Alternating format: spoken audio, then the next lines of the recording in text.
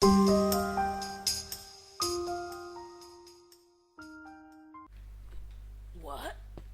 Oh, hi guys, I'm Squid Gaming Inc., as you all might already know, and, well, I just spawned in this world, and that's weird. Oh my god, cakes. Oh, I love cakes. I gotta get to the cakes, but how do I do it? If I'll jump, I'll die. And I'm so hungry. Wow, I need these cakes. Chest? What's in the chest? What's that? The bow of teleportation. Find on quartz to teleport to it? And the arrow of teleportation used with the bow of teleportation. This is so weird. Oh wait, that's quartz. That gets me thinking. Maybe.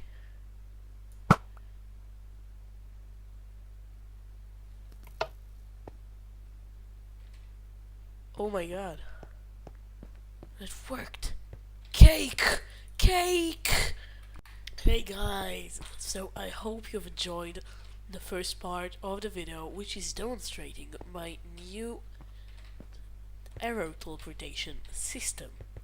Now, this is the redstone that is required in order to pull this effect off. I believe this effect is really cool.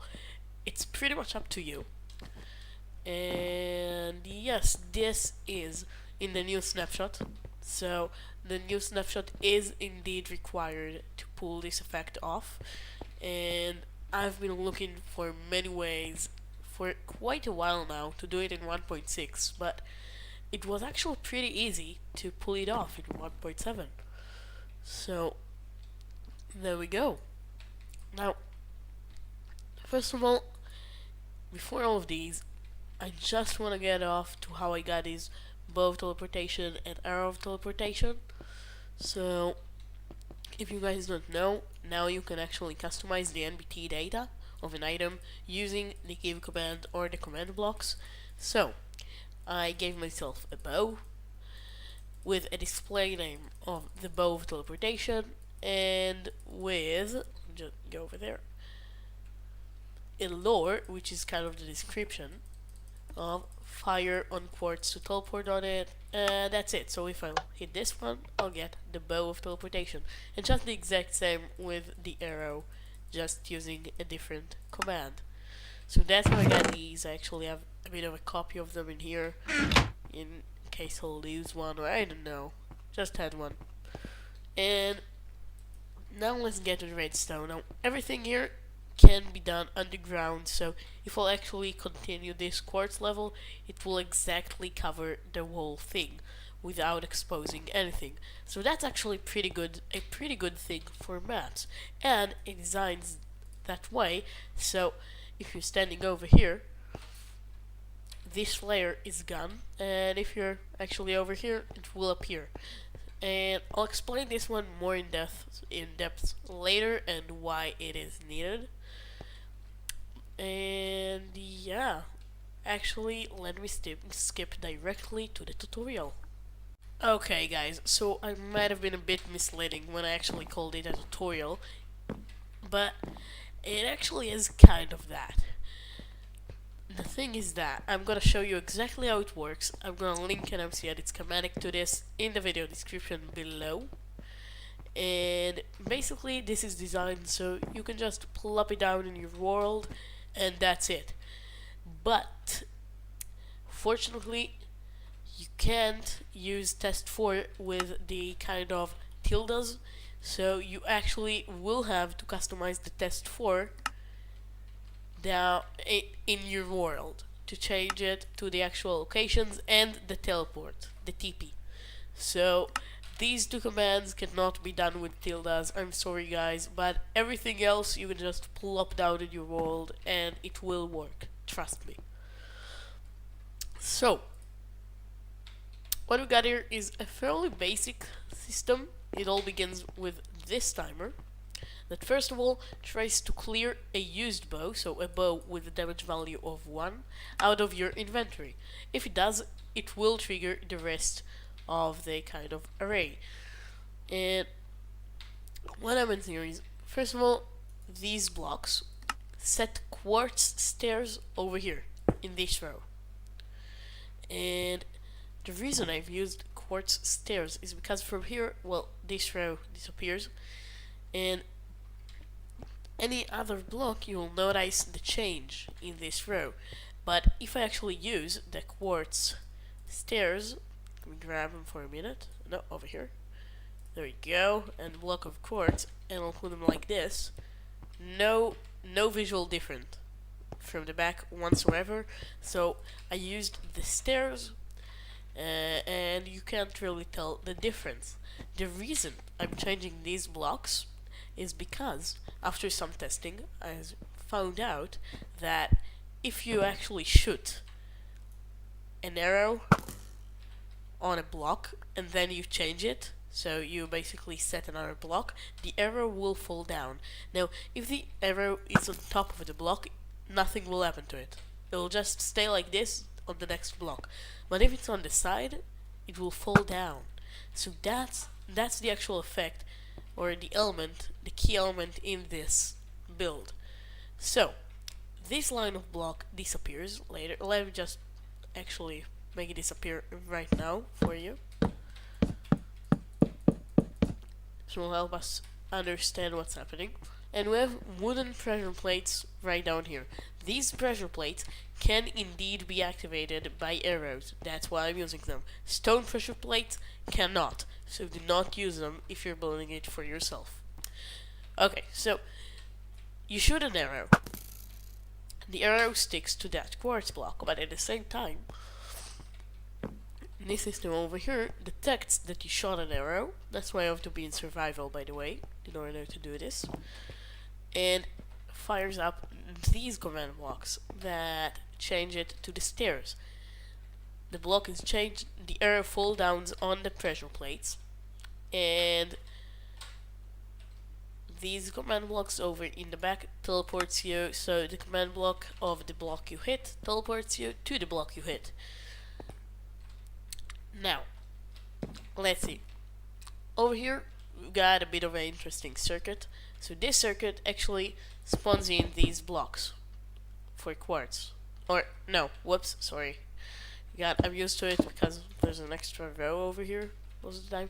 It's this layer. It spawns it all the time. So it runs on a hopper clock because it doesn't really have to be very fast.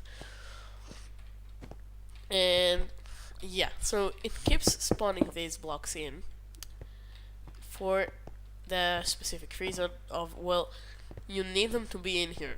I mean, I won't let you spawn in on stairs. That would be a bit weird, and if I would want the actual circuit to run multiple times, I'm gonna spawn the blocks back in to change them back to stairs later. So that's what this does. Now, when these command blocks are activated, after a 4-tick delay, these command blocks are actually placed again. So when you spawn in, you actually spawn in on the normal quartz.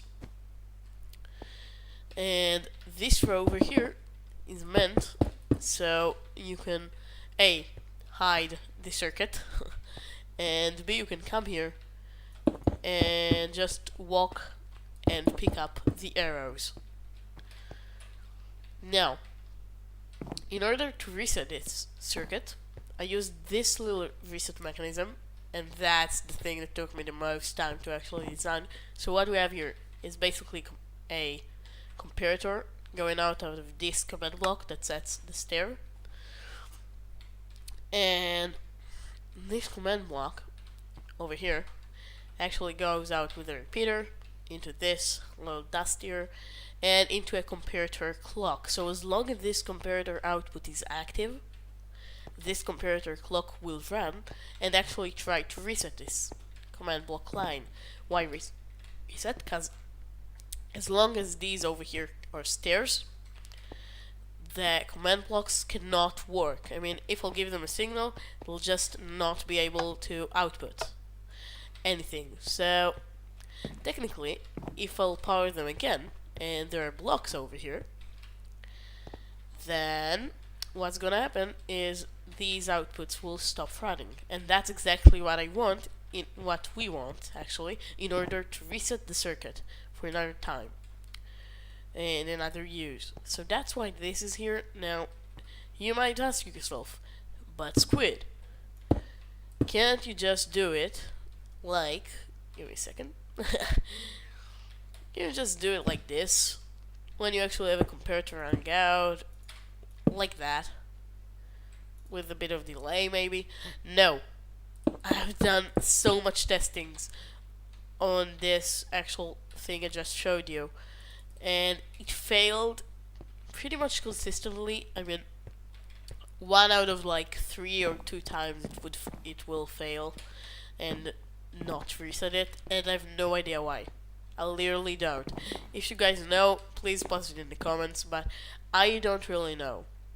And that's why I actually went ahead and created this timer, and this all the time works. This just resets it, so it gets quite a few trials to actually reset it, and of course when it's done the timer actually stops, so that's bonus there.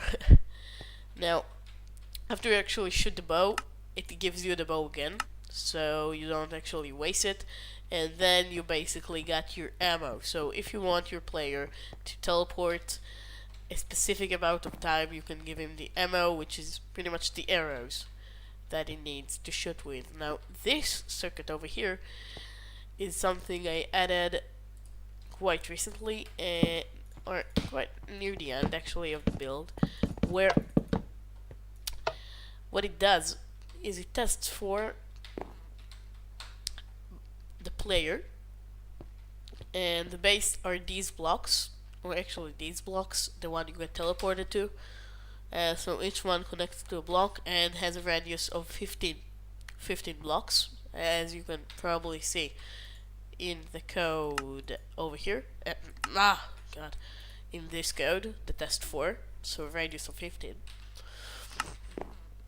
And what it does is, first of all, if this is output, so if this is active, so there is a player in a radius of 15 blocks, this will activate sending a quartz block over there. If it's not activated, the torch will get activated, clearing the quartz block. So technically, if you're out of range, the quartz will disappear, just like this. So if you're standing on the actual platform and you shoot it like that, then it will actually work. Now, why didn't it work this time, you ask yourself? Because I'm not in survival and the bow didn't actually got damaged. So I guess that's a minus for it, the fact that you have to be in survival, but I mainly see this being used in custom maps and adventure maps, so you can be in survival or adventure mode and it will definitely work. And yeah, I believe it's awesome. I really think it's awesome. So let me know down in the comments, guys, if you think just like me. Again, the download link for the MC Edit schematic for this, including the lapis over here, that includes the box with the bow of teleportation and 1 arrow of teleportation.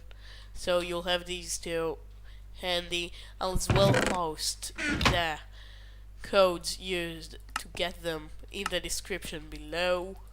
If you want any other code used in here, please send me a message or write down in the description below. Again, if you like this video, please give it a like, press the like button.